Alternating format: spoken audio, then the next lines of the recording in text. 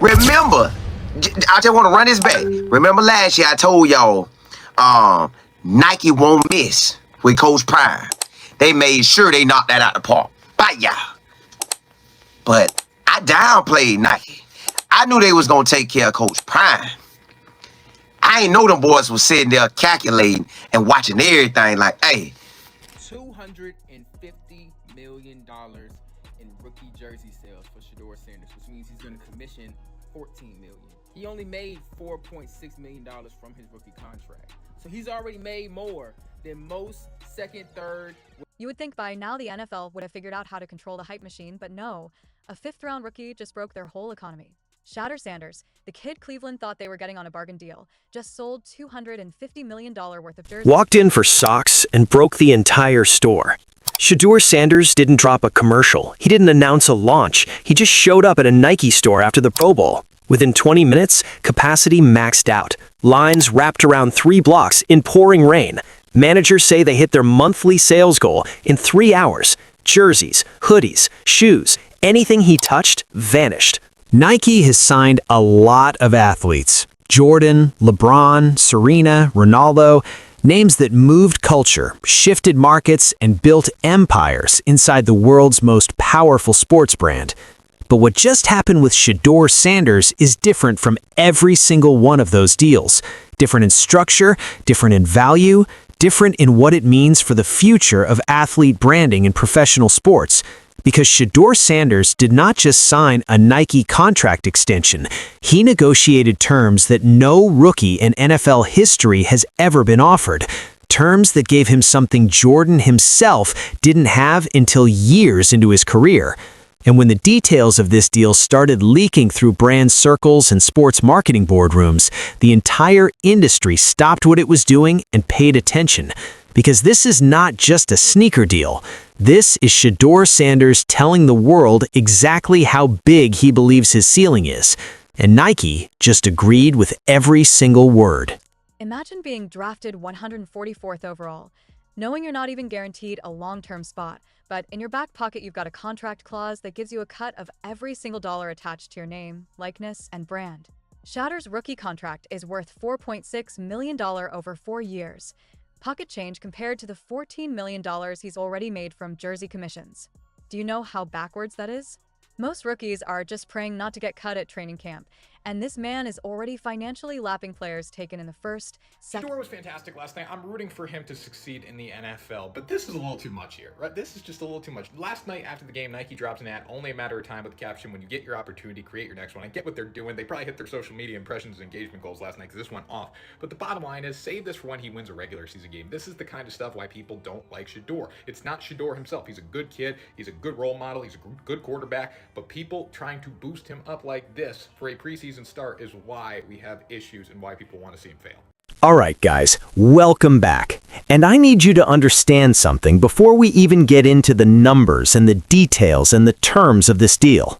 What happened this week with Shedeur Sanders and Nike is not a sports story. It is not a football story. It is not even really a business story in the traditional sense. What happened this week is a cultural moment, the kind that you look back on 5 years from now and say, that was the week everything changed. That was the week the football world finally had to accept that this kid was operating on a completely different level from every other player in his generation. So let me build this out properly, because the headline, as massive as it is, does not even come close to capturing the full scope of what Shedeur just did. And I want to take you through every layer of this, because each one is more significant than the last. Start with the context. Shedeur Sanders came into the NFL with an existing Nike relationship. That is not unusual. Nike signs college athletes. They invest in prospects. They build relationships early with players they believe are going to matter. But the original deal was structured the way most early athlete deals are structured. Conservative base numbers, performance incentives tied to on-field production, a standard royalty structure on any signature signature products. Safe money for a young player who hadn't yet proven himself at the professional level. That deal had a standard extension window built into it, a moment when both sides could come back to the table, reassess, and either walk away or recommit based on where things stood. That window opened this offseason, and Shedeur Sanders walked into that negotiation with something most athletes his age never have: leverage. Real, undeniable, market-proven leverage. Let's capitalize on right now with him. Now I can say, let's get this right now. Let's get this money with this boy right now. Look here. Go check his Instagram. 1 million subscribers. Go check his social media. Popping. YouTube popping. Twitter, when he come on there, popping. He gonna be in the talks all year long. All right, so we got billions of dollars. Go ahead and throw him up a billboard in New York. Yeah. They gonna talk about it because that's Shedeur. That's Coach Prime them. They gonna talk about it. Because here is what Nike's own internal data was showing them before that extension conversation even started. Shedeur Sanders' jerseys had been moving, not at the rate of a middle-of-the-pack NFL starter, at the rate of a superstar. His social media engagement numbers were crossing demographics that NFL players almost never reach, crossing into fashion, into music, into the kind of lifestyle and culture spaces that brands spend hundreds of millions of dollars trying to access organically. The Colorado effect had not faded when he entered the NFL. If anything, going professional had amplified it, because now Shedeur was not just a college story, he was an NFL story, a Browns story, a "this kid is going to be on your television every Sunday" story.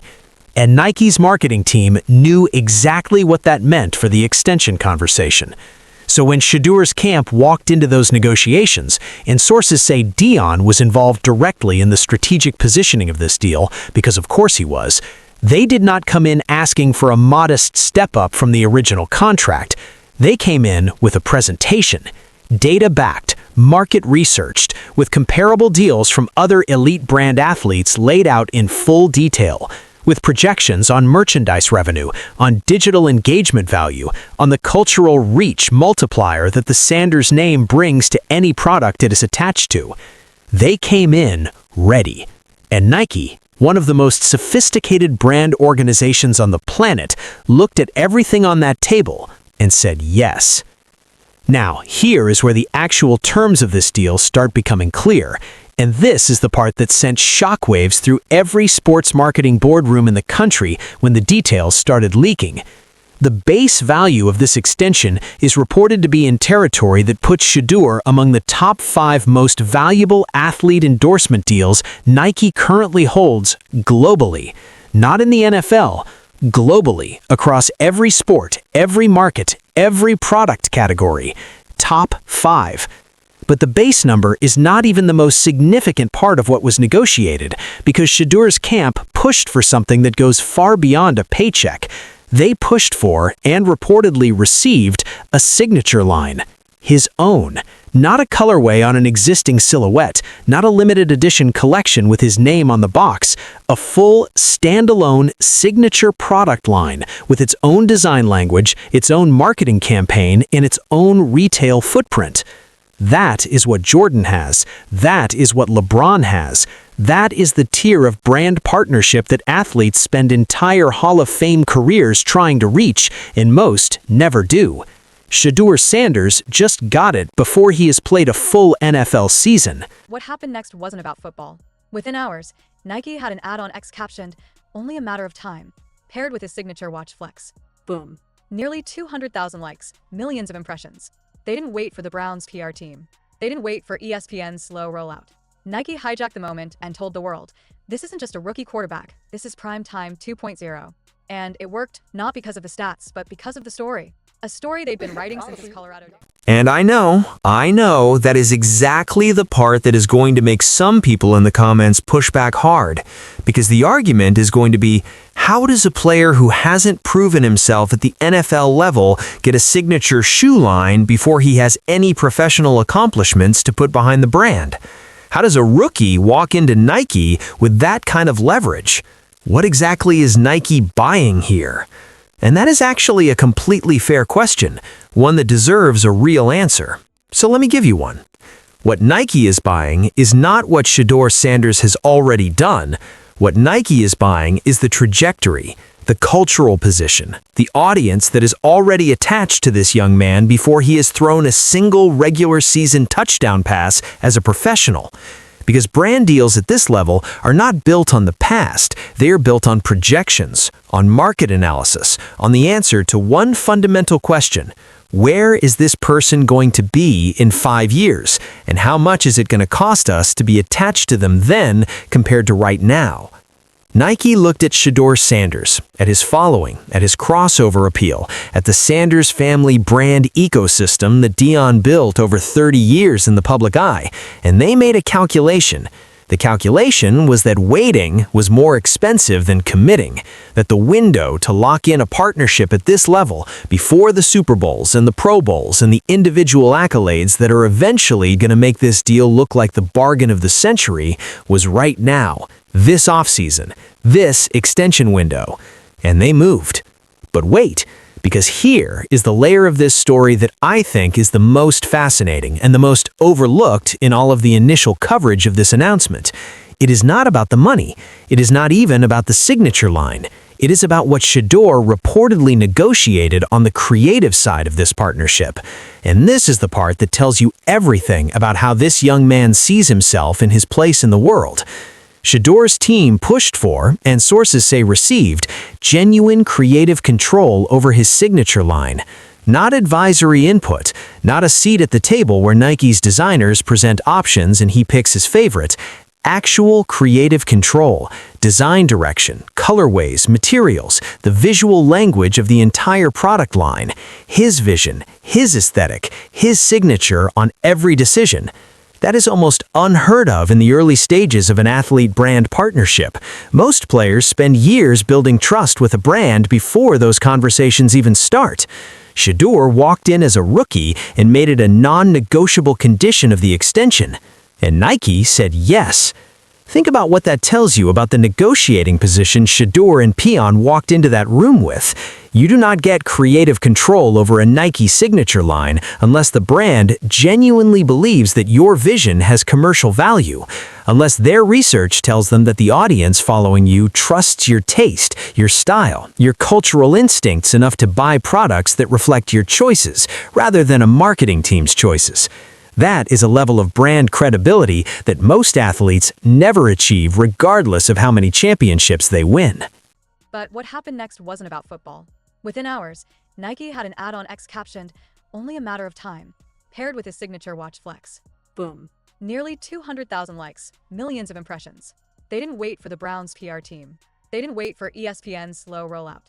Nike hijacked the moment and told the world, this isn't just a rookie quarterback, this is prime time 2.0.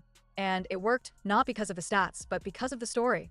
Shedeur Sanders has it at 22 years old, before his first full NFL season, and Nike just put it in writing. And that image right there is the one that I keep coming back to when I think about the full scope of what this Nike deal means for Shedeur Sanders and for the future of athlete branding in professional sports. Not the press conference, not the announcement, not the numbers that leaked through marketing circles and sent everyone scrambling to write the hot take of the week. The design studio. Shedeur with mood boards and sketches and colorway samples, doing the actual creative work. Because that is the detail that separates what he just negotiated from every other athlete endorsement deal that is going to get announced this year. He is not a spokesperson. He is a partner. A genuine, contractually protected, creatively empowered partner in one of the most powerful brands on the planet. And here is what I want you to think about in terms of what this means for his football career, because these two things are more connected than most people realize. The Nike deal does not just change Shedeur's financial situation. It changes his leverage inside every single NFL negotiation he is going to have for the rest of his career. Because a player with a standalone Nike signature line and the brand infrastructure that comes with it is not just a football player anymore. He is a business, a self-sustaining, culturally significant, commercially valuable business that exists independently of whatever team he plays for. That changes the power dynamic in contract negotiations. That changes how front offices have to approach conversations with his camp. That changes the calculus on every decision, from roster building to scheme design to coaching staff construction, because you are not negotiating with a quarterback anymore. You are negotiating with a brand partner, and brand partners with Nike signature lines have options that regular quarterbacks do not have. Deion Sanders did not raise a football player. He raised an empire. And this Nike deal is the moment that the business world officially confirmed what the football world has been slowly coming to terms with for 2 years. Shedeur Sanders is not a prospect anymore. He is not a rookie. He is not a draft story or a Colorado story or a famous father's son story. He is a franchise. His own franchise, built on talent and preparation and an understanding of his own value that most athletes twice his age never develop. And the best part? The football has not even started yet. When Shedeur Sanders steps onto an NFL field this season in a jersey that carries a brand partnership worth more than most veteran quarterbacks' entire career earnings, when he drops back and reads a defense and delivers a football with the precision and intelligence that made Nike's research team put him in their top 5 globally, the story is going to feel like it was always going this way, like it was inevitable, like the narrative was written before any of us were paying attention. But we were paying attention on this channel. We have been paying attention since the beginning. And this, right here, right now, is the chapter where everything Shedeur Sanders has been building toward starts becoming impossible to ignore for even the most stubborn doubters in the room. So here is what I want to leave you with, and I want this debate in the comments right now because I think people are going to be genuinely divided on this one. Is Shedeur Sanders becoming too big of a brand before he has proven himself on the NFL field, and does that create pressure that could actually hurt his development as a quarterback? Or is the Nike deal the smartest thing he could possibly have in his corner heading into his first full professional season, because it means his financial future is secured, regardless of what happens on Sundays? And the one I really want your take on, when Shedeur's signature shoe drops and it sells out in the first 48 hours, which we all know is going to happen, does that finally force the people who questioned whether he was ready for this level to permanently sit down and stay quiet? Drop it in the comments. Every single one gets read on this channel, and this conversation is going to be one of the best ones we have had all year. If you want every update on Shedeur's Nike partnership, every design reveal, every brand announcement, and every chapter of this story as it continues to grow into something none of us have ever seen from a young NFL player before, make sure you are subscribed right now with that notification bell fully activated, because this channel is where the story lives from beginning to end. We will see you on the next one.